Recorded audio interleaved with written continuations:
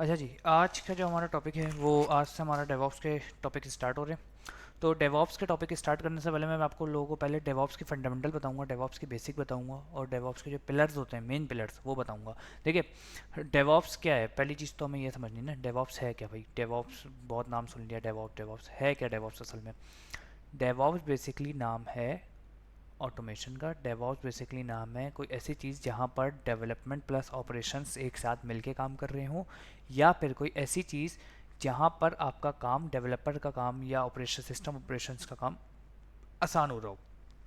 इसकी थोड़ी सी हिस्ट्री समझते हैं हम। पहले के ज़माने में क्या होता था, पहले के ज़माने से मुराद ये है 5-10 साल 15 साल पहले अगर आप चले जाएँ, तो पहले क्या होता था, डेवलपर आता था, वो अपना कोड बनाता था, कोड बनाने के बाद अपने पास टेस्ट करता था और चला देता था, ओके चल गया।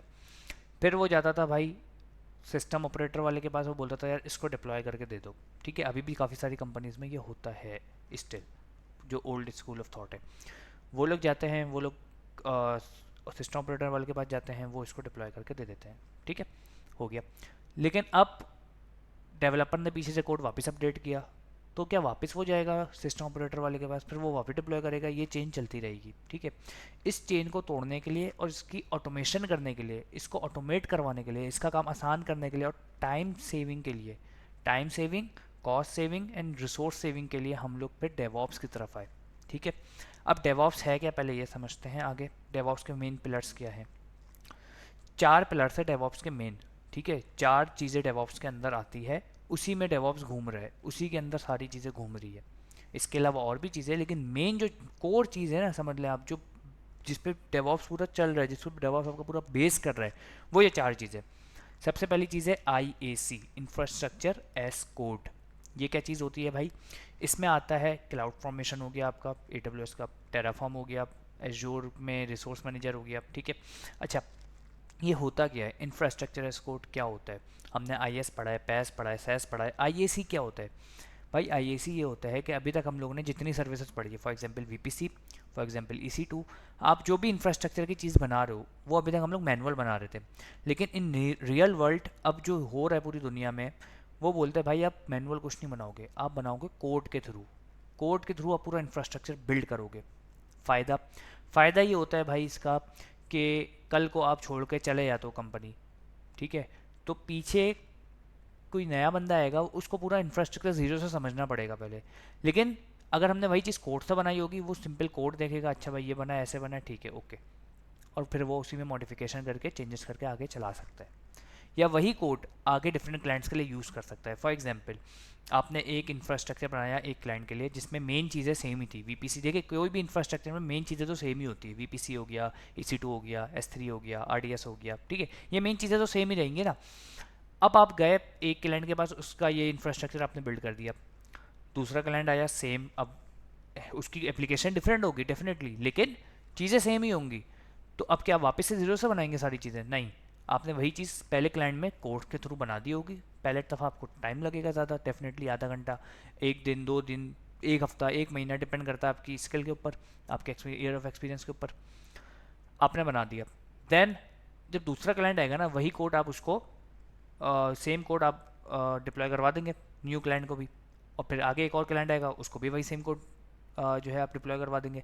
तो जहाँ पर आपको एक महीना, एक हफ्ता या कुछ दिन लगेंगे, वहीं पर आपके कुछ घंटे में पूरा इंफ्रास्ट्रक्चर बिल्ड हो जाएगा। ये सबसे बड़ा बेनिफिट है इंफ्रास्ट्रक्चर एज कोड का। अब इस पे सवाल उठता है, सर कौन सा इंफ्रास्ट्रक्चर एज कोड सबसे ज़्यादा मार्केट में यूज़ हो रहा है। तो सबसे ज़्यादा आजकल जो मार्केट में यूज़ हो रहा है वो है टेराफॉर्म। टेराफॉर्म बहुत ज़्यादा यूज़ हो रहा है। उसकी वजह क्या है, एक तो ओपन सोर्स टूल है, दूसरा टेराफॉर्म में हम लोगों को कहीं पर हम चेंजेस वगैरह करनी होती है तो हम लोग सिर्फ एक पर्टिकुलर चीज़ में चेंजेस कर सकते हैं, जबकि क्लाउड फॉर्मेशन में हमें उसके कंसोल पे जाके करना पड़ेगा। दूसरी चीज़, क्लाउड फॉर्मेशन में हमें काफ़ी सारी चीज़ें जेसॉन के थ्रू या वाईमेल के थ्रू करनी पड़ती है, जहाँ पर हम फंस जाते हैं। टेराफॉर्म की लैंग्वेज थोड़ी आसान होती है, इसकी अपनी लैंग्वेज है SCL, जो कि जेसन की तरह ही होती है, लेकिन थोड़ी सी आसान होती है, इजी टू अंडरस्टैंड होती है। जेसन वगैरह में ब्रैकेट्स वगैरह के मसले आ जाते हैं, फिर वो थोड़ा मुश्किल हो जाता है। लेकिन स्टिल क्लाउड फॉर्मेशन भी यूज़ होता है, टेराफॉर्म भी यूज़ होता है। क्लाउड फॉर्मेशन कहाँ यूज़ होता है, क्लाउड फॉर्मेशन ज़्यादातर उन कंपनीज में यूज़ होता है जो कि प्योर AWS या प्योर जो है क्लाउड नेटिव सर्विसेज यूज़ करती है। फॉर एग्जांपल, एक ज़्यादातर ये बाहर की कंपनीज में होता है, US कनाडा वगैरह में ज़्यादातर होता है क्या होता है वो, कि फॉर एग्जांपल आपका जो है इंफ्रास्ट्रक्चर चल रहा है AWS पे, तो वो सारी सर्विसेज AWS की ही यूज़ करेंगे, ओपन सोर्स कोई भी यूज़ नहीं करेंगे वो because of compliance, because of any other thing, ठीक है। तो ये कुछ कंपनी ऐसे भी करती है, लेकिन ज़्यादातर कंपनीज जो है वो फिर ओपन सोर्स टूल की तरफ जाती है, क्योंकि एक तो फ्री भी होता है और ओपन सोर्स टूल ज़्यादा अच्छा होता है क्लाउड नेटिव टूल से मुकाबले में, और फ्री भी होता है, ठीक है। उसके बाद आ जाता है version control system. Version control system दूसरी चीज़ है, दूसरा पिलर है हमारा, जिसके अंदर हमारे पास सारे कोड जहाँ पर हम लोग स्टोर करते हैं, जैसा कि गिट हो गया, गिटहब हो गया, बिटबकेट हो गया, गिटलैब हो गया, SVN हो गया, AWS कोड कमिट हो गया, ये सब चीज़ें हम लोग यूज़ करते हैं। डिफरेंट टूल्स हैं लेकिन काम सेम ही करता है। जैसे हम लोग S3 हो गया, गूगल ड्राइव हो गया, ठीक है, या आपका आउटलुक की जो एक स्टोरेज होती है वो हो गई, ये सब क्या काम करती है, हम लोग स्टोरेज के लिए यूज़ करते हैं। सेम ही हमें कोड स्टोर करना है ना अपना, तो कोड कभी भी हम लोग गूगल ड्राइव या अपना S3 वगैरह में स्टोर नहीं करेंगे, हम लोग स्टोर करेंगे गिटहब पे, गिट पे, बिटबकेट पे, गिटलैब पे। अच्छा, गिट इटसेल्फ कोई स्टोरिंग का टूल नहीं होता। गिट एक टूल है जो कि आपके लोकल सर्वर को गिटहब से, बिटबकेट से, गिटलैब से, AWS कोड कमिट से कनेक्ट करवा देता है, ठीक है। इसके लिए हम लोग गिट का इस्तेमाल करते हैं, लेकिन गिटहब, बिटबकेट वगैरह जो है वो वर्जन कंट्रोल सिस्टम के अंदर आता है। यहाँ तक किसी का कोई क्वेश्चन है? इन दो चीज़ों में किसी का कोई क्वेश्चन है?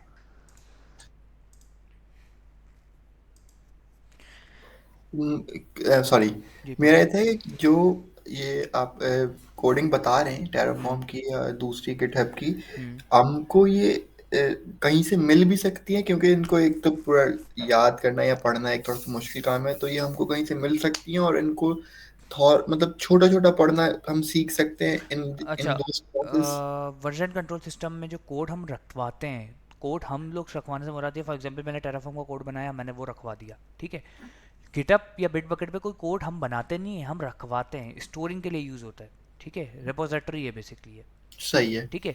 जबकि IAC जो है ना, वहाँ पर हम कोड लिखते हैं डेफिनेटली इंफ्रास्ट्रक्चर हम्म। के लिए, लेकिन ये कोई कोडिंग ऐसी मुश्किल नहीं होती, नॉर्मल जैसा नहीं YML की कोडिंग होती है। और जिसको नहीं आती, डेफिनेटली मुझे भी नहीं आती थी शुरू में, मैंने क्या किया, टेम्पलेट्स होते हैं इसके, बेसिक हम्म। टेम्पलेट। आपको अभी भी मैं जीरो से थोड़ी बनाता हूँ, टेम्पलेट उठाता हूँ भाई, उसी टेम्पलेट में हल्की फुल्की चेंजेस की, अपनी तरफ से मॉडिफिकेशन की, एडिशन की, सब्ट्रैक्शन की, और चला दिया कोड। ओके। ओके। जीरो से कोई नहीं बनाता कोड, डेवलपर थोड़ी हम डेफिनेटली। मुझे यही था इवन क्वेश्चन। डेवलपर्स भी जो कोड बनाते हैं वो जीरो से थोड़ी बनाते कभी भी, वो हमेशा टेम्पलेट उठाते हैं, उसी से बनाते हैं, जीरो से कोई भी नहीं बना सकता कोड। राइट। तो वो टेम्पलेट्स उठाने पड़ते हैं। डेफिनेटली वो टेम्पलेट्स ऑफिशियल आपको मिल जाते हैं टेराफॉर्म से, या AWS की क्लाउड फॉर्मेशन में AWS से मिल जाते हैं, ऑफिशियल मिल जाते हैं डॉक्यूमेंटेशन आपको। सही, और वो यूज करना लीगली हाँ सही भी हो? हाँ, मैं बता रहा हूँ ना, सारे 90% लोग ऐसे ही यूज़ करते हैं भाई, हर किसी को जीरो से बनाना नहीं आता, और ना राइट। इतना टाइम होता कि जीरो से बनाए। ठीक ठीक, हाँ सही। इसके बाद आ जाता है कंटेनराइजेशन। कंटेनराइजेशन क्या होता है, पहले तो ये समझते हैं। कंटेनराइजेशन ये होता है कि भाई फॉर एग्जांपल मेरी एक एप्लीकेशन चल रही है गूगल मीट की तरह, ठीक है। अब गूगल मीट में फॉर एग्जांपल फ्रंट एंड पे चल रहा है मेरा रिएक्ट नेटिव, और बैक एंड पे पाइथन चल रही है, ठीक है, पाइथन की API चल रही है, डिफरेंट आ गई, ठीक है, फ्रंट एंड बैक एंड अलग अलग आ गया। अब यहाँ पर अगर मैं एक ही सर्वर में चलाता हूँ या अलग अलग सर्वर में चलाता हूँ, एक तो मेरी मैनेजमेंट थोड़ी मुश्किल होगी, कॉस्ट भी ऊपर जाएगी, दूसरा मेरा सर्वर हैवी वेट हो जाएगा अगर मैं एक ही उस पर चलाऊंगा। क्यों हैवी हो जाएगा? क्योंकि उसमें रिएक्ट के भी पैकेजेस वगैरह चल रहे होंगे, उसमें पाइथन के भी पैकेजेस वगैरह चल रहे होंगे, उसकी यूटिलिटीज़ वगैरह चल रही होंगी, उसके पैचेस वगैरह चल रहे होंगे। यही काम मैं कंटेनराइजेशन में करूँगा, जो कि डॉकर हो गया आपका, पॉडमैन हो गया, वैग्रांड हो गया, AWS ECS हो गया, एज्योर में ACS हो गया, ये सब कंटेनराइजेशन की सर्विस है। अब इस यही चीज़ मैं इस पे चलाऊंगा, तो इस पे फ़ायदा क्या होगा, मेरा मेरा सर्वर लाइट वेट हो जाएगा, मुझे डिपेंडेंसीज इंस्टॉल नहीं करनी पड़ेंगी, पहले से इंस्टॉल हुई भी मिलेंगी। मैं डायरेक्टली इमेज उठाऊंगा, जैसे हम लोग यहाँ पे AMI उठाते हैं नॉर्मल EC2 में, यहाँ पर मैं इमेज उठाऊंगा, इमेज उठा के उसके अंदर डायरेक्ट अपना कोड रखवाऊंगा और चला दूंगा।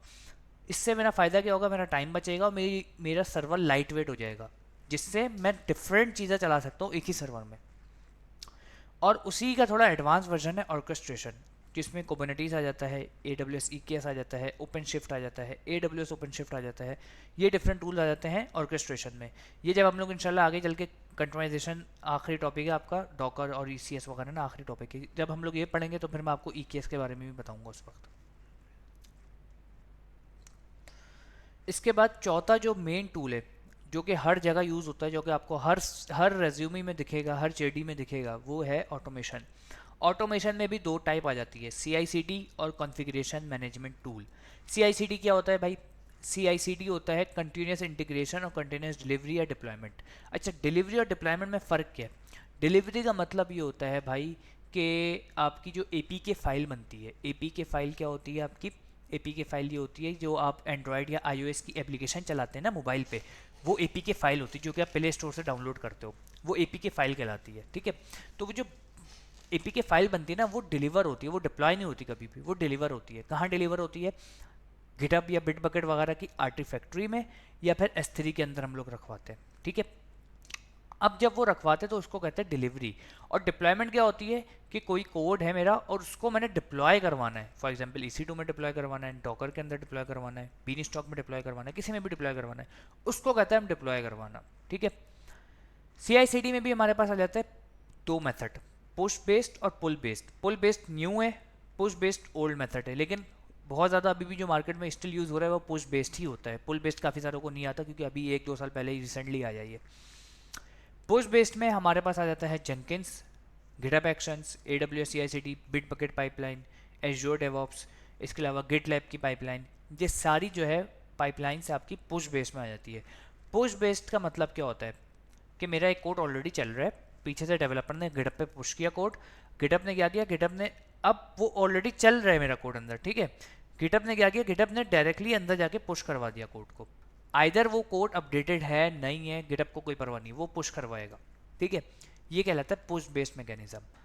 पुल बेस्ड मैकेनिज्म क्या होता है? पुल बेस्ड मैकेनिज्म ये होता है कि वो पहले चेक करता है, एक बेसिकली एजेंट चल रहा होता है मशीन के अंदर, आर्गो सिटी या फ्लेक्स सिटी। आर्गो सिटी है कुबरनेटिस के लिए, फ्लेक्स सिटी है EC2 वगैरह के लिए। तो ये लोग क्या करते हैं, ये लोग पहले देखते हैं वहाँ से जाके आपकी जो भी रेपो है, source repo, for example GitHub है, बिटबकेट है, ये लोग यहाँ से जाके देखेंगे भाई कि कोड अपडेटेड है नहीं है। अगर कोड अपडेटेड नहीं है तो पुल करवा लेंगे, अगर है तो उसको कुछ भी नहीं करेंगे, इग्नोर कर देंगे। This is called pull based mechanism. जब डेफिनेटली पुश बेस हो रहा होता है तो उसमें डाउन टाइम भी आता है, 1 मिनट का, 2 मिनट का। जब भी कोड अपडेट हो रहा होता है तो डाउन टाइम आता है उस टाइम पे, 1 मिनट 2 मिनट का, या डिपेंड करता है कितने देर वो डिप्लॉय कर रहा है। तो इस चीज़ से बचने के लिए, डाउन टाइम से बचने के लिए हम लोग पुल बेस्ड मैकेनिज्म का इस्तेमाल करते हैं, जिसमें हम लोग उसी वक्त पुल करवाएंगे जब वो अपडेट उसको मिलेगी, जब उसको देखेगा कि भाई हाँ कुछ अपडेट हुआ है, कुछ कोड में अपडेट हुआ है, कुछ टैग्स बदले हैं, तो फिर वो पुल करवा लेगा। जी हैदर। ये जो गिटहब की फंक्शनैलिटी है, ये हमें अलग से सीखनी पड़ेगी, ये डेवऑप्स का पार्ट है, आप सिखाएंगे इसमें? इस कोर्स का पार्ट नहीं है क्योंकि ये ओपन सोर्स टूल में आ जाता है। इस कोर्स में हम लोग आज की क्लास में भी इवन जो हम पढ़ेंगे वो AWS CI/CD पढ़ेंगे हम लोग, ठीक है। गिटहब ठीक है। एक्शन या जेंकिंस वगैरह आप लोगों को मैं बोलूँगा डेफिनेटली करने के लिए, लेकिन खुद से करना पड़ेगा आपको। वो टेक्निकल गुफ्तगू जो आप बोल लेते हैं वीडियो, उसी की वीडियो जी आप लोग देखिएगा, या और एक दो और चैनल में बता दूंगा उनकी वीडियोस देखिएगा। उन लोगों ने अच्छा समझाया हुआ है उसमें ना। जी, क्यों वो ये बता रहा था कि ये जो आप टूल बता रहे हैं, मेरे ख्याल है ये सिर्फ AWS स्पेसिफाइड है, ये नहीं, जनरली बाकी इसमें जगह मैंने यूज नहीं ओपन होता। सोर्स भी डाले हुए, जैसे जेंकिंस हो गया, गिटहब एक्शंस हो गया, ये सब ओपन सोर्स टूल है। आप कह आर्गो रहे हैं वो अब सिटी, नहीं सिखाएंगे? हाँ ये हम लोग देखें, हाँ AWS का कोर्स में इसका कोई काम नहीं है ना, लेकिन अच्छा। आगे जब आप लोग इंशाल्लाह कहीं डेवऑप्स का कोर्स करते हैं, वैसे मैं मशवरा दूंगा खुद से अगर सेल्फ रनिंग कर सकते हो तो ज़्यादा बेहतर है, वरना हम्म, डेवऑप्स का कोर्स आप लोग हमसे करेंगे या कहीं से भी करेंगे, उसमें ये सारे टूल्स पढ़ाए जाते हैं, ठीक है। जी। लेकिन अगर आप खुद से सेल्फ रनिंग करते हो तो वो बहुत अच्छा हो जाएगा, ठीक है जी। इसके अलावा दूसरी टाइप आती है ऑटोमेशन के अंदर CMT। CMT है configuration management tool. Configuration management tool में भी हमारे पास दो टाइप्स आ जाती है, पुश बेस्ड और पुल बेस्ड। पहले कॉन्फ़िगरेशन मैनेजमेंट टूल समझते हैं होता क्या है। कॉन्फ़िगरेशन मैनेजमेंट टूल बेसिकली एक टूल होता है आपका जो कि हम लोग यूज़ करते हैं। फॉर एग्जांपल पुराने ज़माने में अगर आप लोगों को याद हो, एक सिस्टम एडमिन का बंदा होता था जो कि जिसका काम होता था सारे सिस्टम्स को अप टू डेट रखना, उसके पैचेस वगैरह को डाउनलोड करना, अपडेट रखना, उसमें कोई इंस्टॉलेशन वगैरह करनी है, कोई एंटीवायरस इंस्टॉल करना है, कोई सॉफ्टवेयर इंस्टॉल करना है, 40 सर्वर है, 50 सर्वर है, उन सब में इंस्टॉल करना है। तो उसमें बहुत टाइम भी लगता था, डेफिनेटली 1 दिन 2 दिन लगता था, कभी कभार एक हफ्ता लगता था, depends on how many computers you have. तो इस चीज़ से बचने के लिए हम लोगों ने क्या किया, अब क्लाउड पे हम लोग कॉन्फ़िगरेशन मैनेजमेंट टूल का इस्तेमाल करते हैं। अच्छा, ये सिर्फ क्लाउड पे यूज़ नहीं होता, ये हम लोग अपना ऑन प्रेम पे भी यूज़ कर सकते हैं, जिसमें हमारे पास आ जाता है एनसिबल। पुश बेस में एनसिबल, AWS system manager, new relic, ये सब पुश बेस में आ जाता है।